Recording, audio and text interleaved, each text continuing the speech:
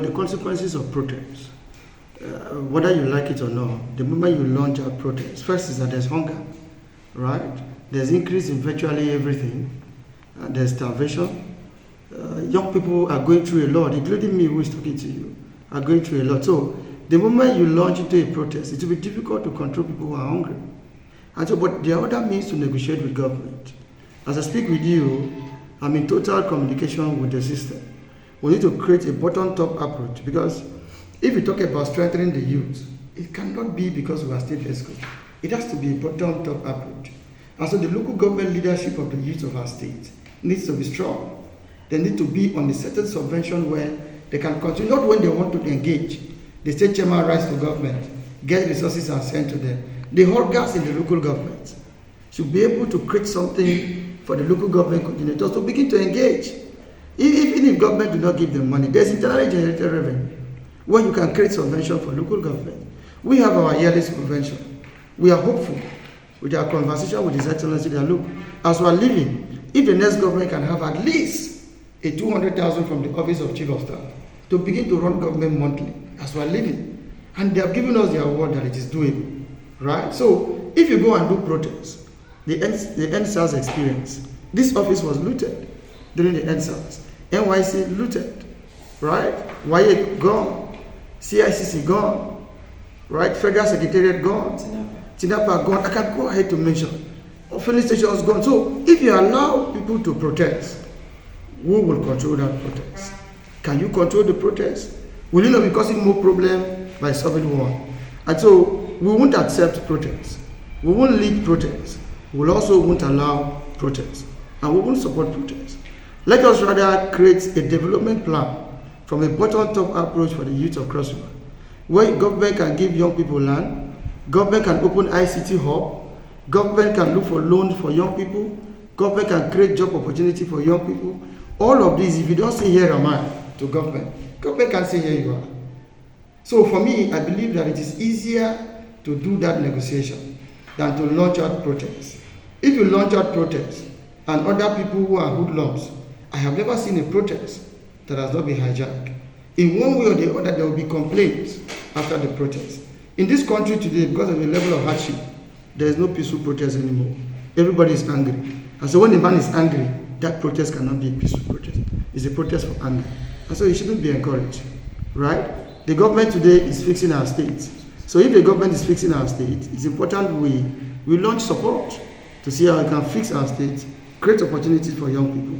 And so this leadership under my watch totally do not accept protests. I keep saying there's nothing wrong. There's nothing wrong in being an appendix of government, right? Because the NLC themselves, whether you like it or not, during the electionary process, I keep saying it, you have an opportunity to choose the kind of leader you desire, right? If you go to a returning of elections, everybody who goes to conduct elections is from the university community. There's no illiterate anywhere that goes to conduct elections. You find them as senior lecturers, professors who conduct elections and return results. So why do you continue to return people who don't give value to civil service? Why do you go to elections and then people complain that elections are rigged? Meanwhile, the returning officer is a PhD holder. The returning officer is an MSc holder. The returning officer is a professor. And then people still question that result. So you return them, and then they come back and don't pay you, and you encourage strike. Like the NSAS issue, I keep saying it. If you like, go and say NSAS. If you like, work against police. Before you become an officer in NSAS, anti-cultism, name it, special squad, you must first become a police officer. And so what are the reforms in the Nigerian police? What are the youth supporting to be sure that the police salary, when when anything happens, the police officer's wife, a police is dead, the wife is stranded, the children are, so they don't put their body anymore. They don't. So for me, generally, as of today, whether you like it, the country needs total reforms. And for me, the issue of state police, till tomorrow I will not support state police. If you give some governors are saying state police because they are governors. The moment they leave, they will know the consequences of state police under this kind of vindictive politics we play in our country. So for me, I believe that whether we like it or not, as a state, we must stand firm and be sure that we don't paint our state in the bad image. Let's not protest. Let's come together and see how we can create something that government, and force government, and show government that we are ready, and force government to do what it needs to do. If you travel across the state, there's a time where we have NRC and SDP houses. As I speak with you, across 18 local government, those houses are empty. Some people, like in my local government, the NRC one is being taken by local government education authority. It shouldn't be so. The other one is being taken by people who live freely. When I was chairman of my local government, I parked in there and I used it as an office. And after I left, it was difficult to maintain it. So for me, I believe that those areas can also be used as ICT hub. Those areas can also be used for where they can get young people busy. That's what I think. So if you decide that you want to stay here and do a top-bottom approach, you'll be in trouble, right? There was to be a protest in Yala yesterday, Obudu convention yesterday, right? Bakassi also, Iyako also, and we ran around the state, right, to be sure that people, and at no point did I appear before any senior citizen and betray what I govern. And I keep saying it even before them yesterday, before the DSS, before the CP, before the commandant, that look, the young people of Cross River are hungry also, like any other youth in Nigeria. But we can't cause more problem by solving another.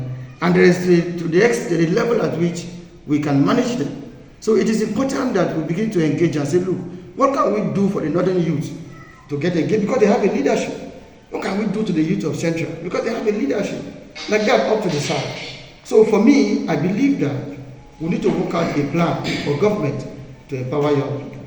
They are taken to the street to express anger, right? The shirts we are going to wear is our own. Yes, we have our phone to hashtag, right?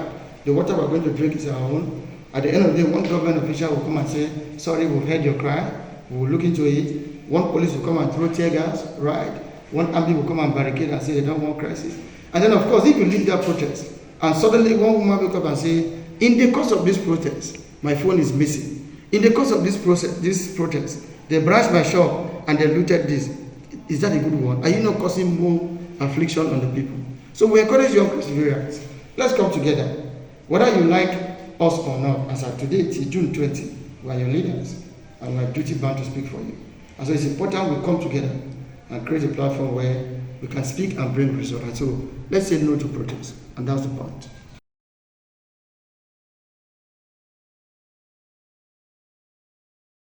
Between you and I, first is that before now, as someone who is also part of the council, you can't meet a youth council chairman in an office like this. That's one. And then secondly, if you look at the local government structure, you will also discover that beyond having up to the ward today, we've been consistent with the transition in terms of local government.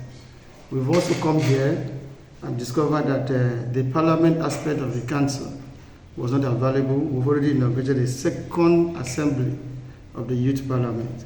We've also moved our subvention to 10 million.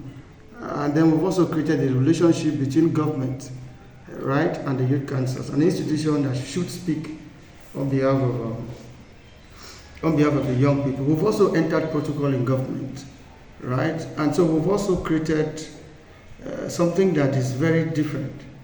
When I was chairman of my local government, I remember that the moment you say you want to contest election, and then you hold any office in youth council, the next thing you get is a petition to remove you from office. And they will certainly remove you. And so I sat down one day in my comfort and asked myself, if as chairman of youth council, as an ESCO member of youth council, or as a local government coordinator of youth council, I cannot sit in that office and contest election, where should I contest? And so I dared to be number 2 citizen in our state. I was conscious that those petitions will come from the ESCO, outside the ESCO, those who will see it, that is not normal. But one thing I knew, and one confidence I got, even from the spirit realm, was that nothing was going to happen to me. And of course, nothing happened to me. So as we are living, irrespective of the office you hold, you can sit here and demand for an elective office to represent your people and make laws for young people. So that's another giant stride we've made. And as of today, the entire country sat down and said, look, this team in Cross River is the best across the 36 states. So we also want the best. The task of who succeed us is to at least sustain that victory of emerging the best chairman in the country. In terms of being available for young people, for 3 years plus, we travel virtually every weekend. And so that's why people, it is difficult to do anything and don't get people criticized. No matter what you do, people will complain. And for me, if I wake up one morning and I don't hear those kind of complaints, it looks as if the day has not started well. So I enjoy those complaints. And of course, there is no document we have taken to government, particularly in this administration, that we've not gotten resolved. In all, we've always gotten resolved. So, as of today, the Youth Council for Crossover, these are the present value we have brought, and by the grace of God, we will continue to add value in the little opportunity we have between now and June.